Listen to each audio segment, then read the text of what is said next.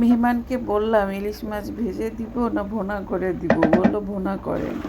আসলে কীভাবে ভুনা করলাম দেখি। সব ধরনের মশলা দিয়েছি, মশলা দিয়ে এবার মাছগুলোকে দিয়ে দিলাম। এখন যা করব, সামান্য কাঁচামরিচ আর জিরার গুঁড়া।